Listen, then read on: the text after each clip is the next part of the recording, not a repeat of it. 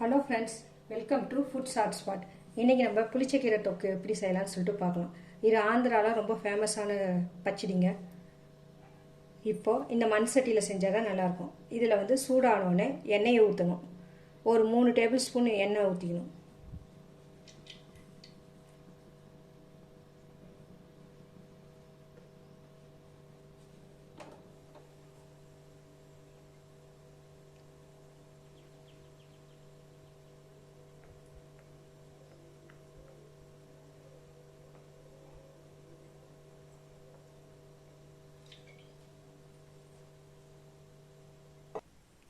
இப்போ எண்ணெய் சூடேறினோடனே பச்சை மிளகா போடணும். பச்சை மிளகானா பச்சை கலரில் இருக்கிற மிளகா, பழுத்த மிளகாவோ சிவப்பாக இருக்கிறது அதை போடணும். வர மிளகாவும் போடக்கூடாது. இந்த டிஷ்ஷுக்கு வந்து இதுதான் கரெக்டாக இருக்கும். இந்த சிகப்பு மிளகா தான் இப்போ நம்ம போடணும். நான் 8 போல் ஒரு மிளகா போட்டிருக்கேங்க. மிளகா கொஞ்சம் பச்சை வாசனை போகிற அளவுக்கு எண்ணெயில் கொஞ்சம் வதக்கணும்.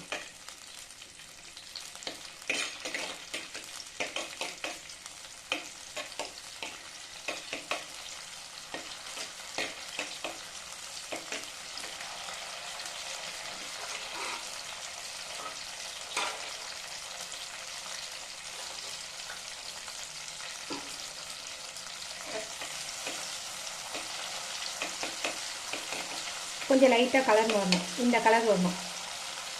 இந்த கலர் வந்தவுடனே சின்ன வெங்காயம் வந்து ஒரு 15 சின்ன வெங்காயம் நான் கட் பண்ணி வச்சுருக்கேன். இதையும் போட்டு நல்லா வதக்கணும்.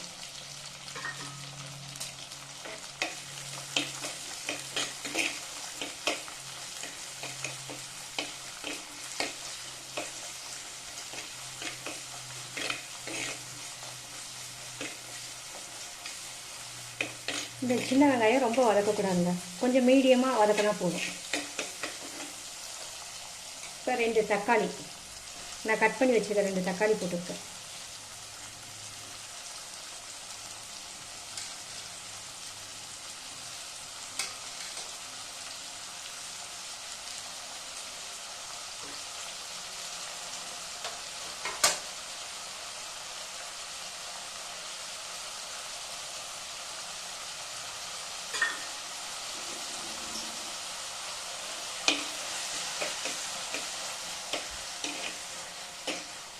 தக்காளி ஓரளவுக்கு வதக்கினா போதும்.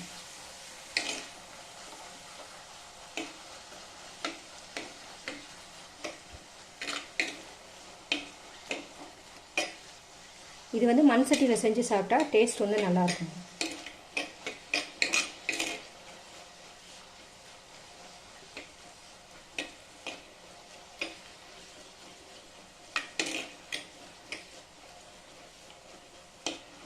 தக்காளி ஓரளவுக்கு வந்துருச்சு. வெந்த உடனே வந்து கீரையை வந்து நான் ஏற்கனவே கழுவி வச்சுருக்கேன். இந்த கீரையை இதில் போடணும்.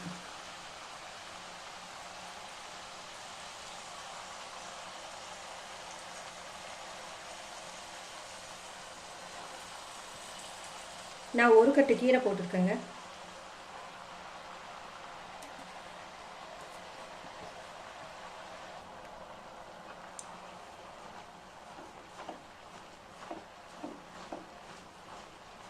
இதுக்கு நம்ம தண்ணியெல்லாம் ஊற்ற வேண்டாங்க. இந்த வெங்காயம், தக்காளி, இந்த கீரை இதில் இருக்கிற தண்ணியே போதுமானது. கீரை ஓரளவுக்கு வதங்கினோட்டி கொஞ்சமாக உப்பு போட்டுக்கணும்.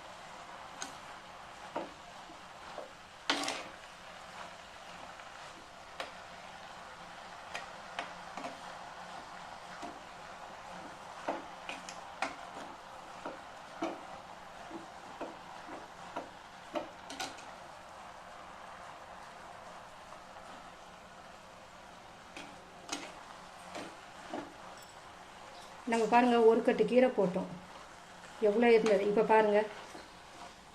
கீரை வந்து எவ்வளோ கம்மியாக இருக்குதுன்னு.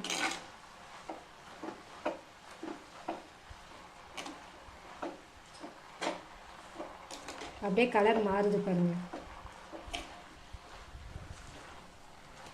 இந்த கீரை வந்து ரொம்ப நல்லா இருக்குங்க. டேஸ்ட் அவ்வளோ சூப்பராக இருக்கும். நீங்கள் செஞ்சு பார்த்து எப்படி இருக்குன்னு சொல்லி கீழே கமெண்ட்டில் போடுங்க.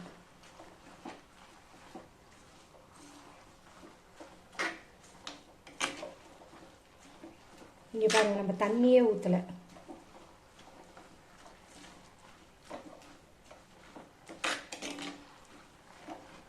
இப்போ நம்ம உப்பு கொஞ்சம் போட்டுக்கலாம்.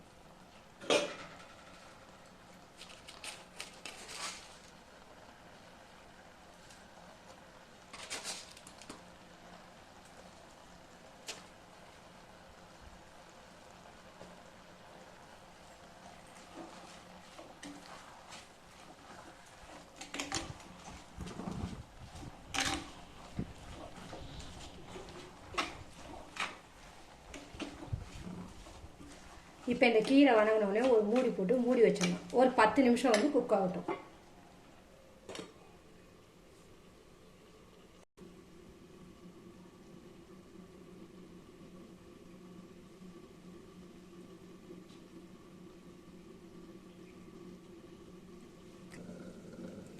இப்போ நம்ம வந்து கீரை வெந்திருக்கான்னு சொல்லிட்டு நம்ம பார்க்க போகிறோம்.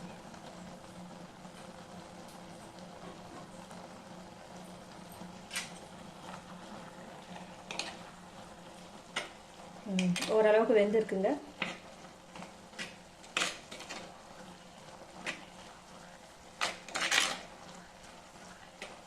இப்போ நம்ம புளி தண்ணி கரைச்சி வச்சுருக்கோம். ஒரு எலுமிச்சைப்பழம் அளவு புளி வந்து நான் கரைச்சி வச்சுருக்கேன் தண்ணி ஊற்றி. இப்போ பாருங்கள், இதை அப்படியே நான் ஊற்றணும்.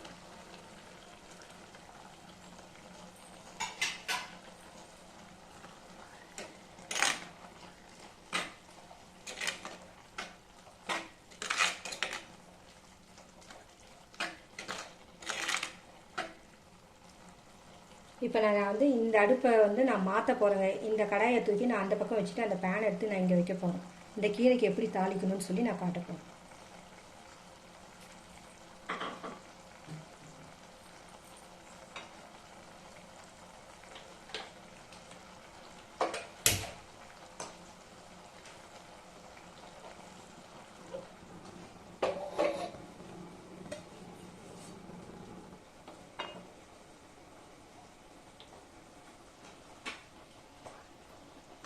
இந்த புளி ஊற்றின வாசனை கொஞ்சம் பச்சை வாசனை போகிற வரைக்கும் கொஞ்சம் கொதிக்கிட்டுங்க. கொதிச்சு வச்சு நம்ம மத்தில் இல்லைன்னா உங்கள்கிட்ட மேஷர் இருந்தால் அதில் வச்சு நீங்கள் கடையணும்.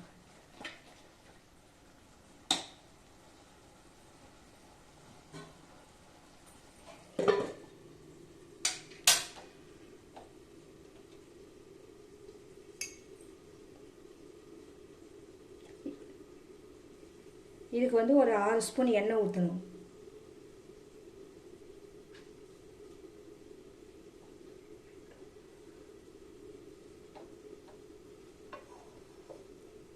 இந்த கீரைக்கு கொஞ்சம் எண்ணெய் தாராளமாக இருந்தால் இது 1 வாரம் வரைக்கும் நம்ம வச்சுருக்கலாங்க. கெட்டு போகாது, நல்லாயிருக்கும். சூடு பண்ணி கூட நம்ம சாப்பிட்லாம் ஃப்ரிட்ஜில் வச்சுருந்து.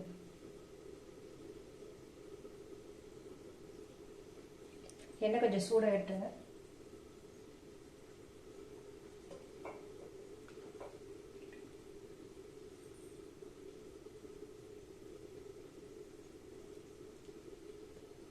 இப்போ எண்ணெய் காஞ்சிச்சுங்க. இந்த காஞ்ச எண்ணெயில் இந்த பூண்டை வந்து போடணும்.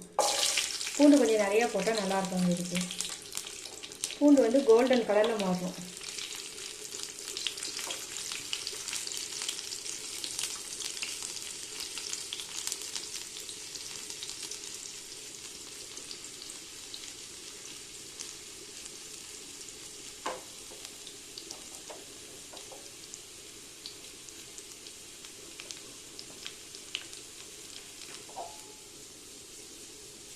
இப்போ பாருங்கள், பூண்டு கொஞ்சம் கலர் மாறிடுச்சு. இப்போ இந்த கலர் மாறினோட்டி கொஞ்சம் பெருங்காயம், உளுத்தம்பருப்பு, கடலைப்பருப்பு, சீரகம், கடுகு, கொஞ்சம் கருவேப்பிலை,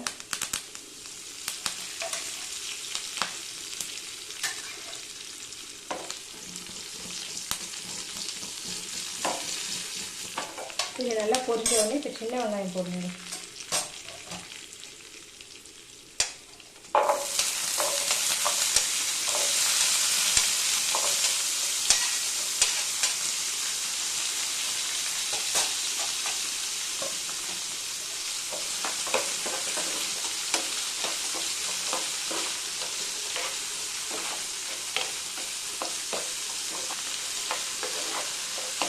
வெங்காயம் நல்லா கலர் வரணுங்க. இதுக்கு வந்து சின்ன வெங்காயம் போட்டால் நல்லா இருக்குங்க, அதுதான் நல்லா டேஸ்ட்டு கொடுக்கும். இங்கே உங்களுக்கு பெரிய வெங்காயம் வேணும்னா ஒரு 4 வெங்காயம் சேர்த்துக்கோங்க. 3 வெங்காயம் அது வதக்க போட்டுக்கோங்க. அதில் ஒரு வெங்காயம் வந்து தாளிக்கட்டுக்கு போட்டுக்கோங்க. இந்த எண்ணெயிலே கொஞ்சம் மஞ்சத்தூள் போட்டுக்கோங்க.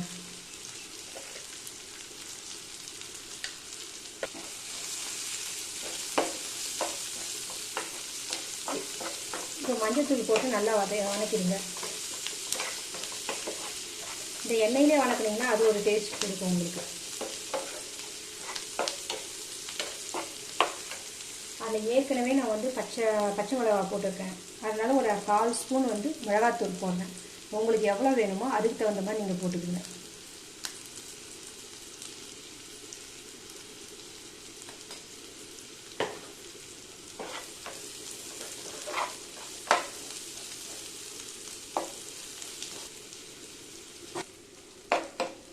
இதை பாருங்கள், நம்ம போட்ட மிளகாத்தூள் மஞ்சத்தூள் எல்லாம் கலர் மாறி எடுத்துக்கோங்க.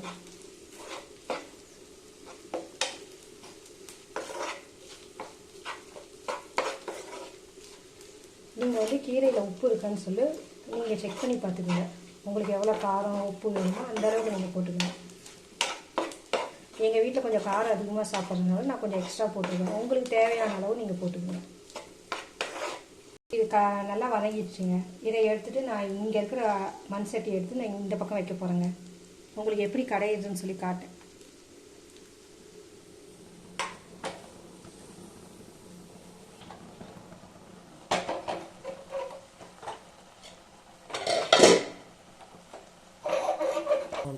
இப்போ பாருங்கள், இப்படி அடுப்பில் இருக்கக்குள்ளேயே கடைங்க.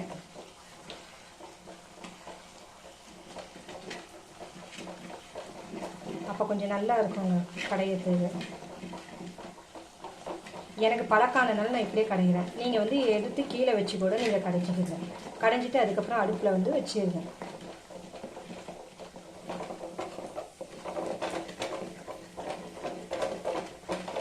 பாருங்கள், இந்த அளவுக்கு நீங்கள் கடையணும்.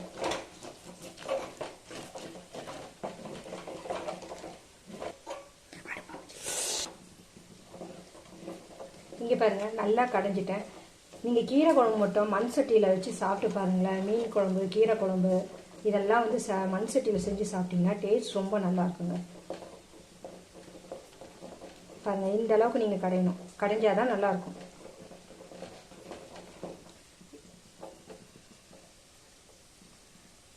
பாருங்கள், இந்த அளவுக்கு நம்ம கடைஞ்சிட்டோம்.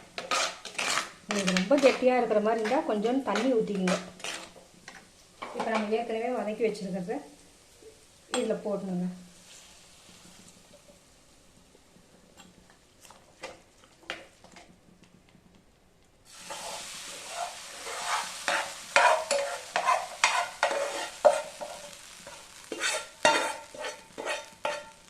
எனக்கு கொஞ்சம் கெட்டியாக இருக்கிறனால நான் கொஞ்சமாக தண்ணி ஊற்றிக்கிறேங்க.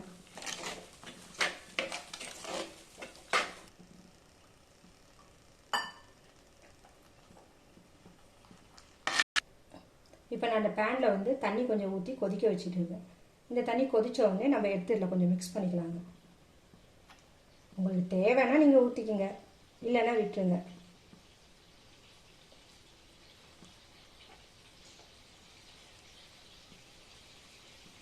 பாருங்கள், தண்ணி கொதிக்குது. இதை எடுத்து நான் இதில் ஊற்றுறேங்க.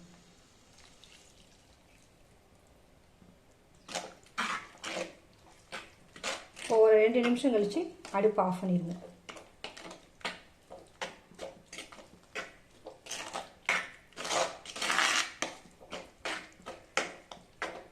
நம்ம பச்சை தண்ணியாக ஊற்றினா தொக்கு வந்து சீக்கிரம் கெட்டு போயிடுங்க. அதனால் நம்ம சுடு தண்ணி தான் ஊற்றணும், கொதிக்க வைக்கிற சுடு தண்ணி. அதை ஊற்றி ஒரு 2 நிமிஷம் வந்து நல்லா கொதிக்க வைங்க.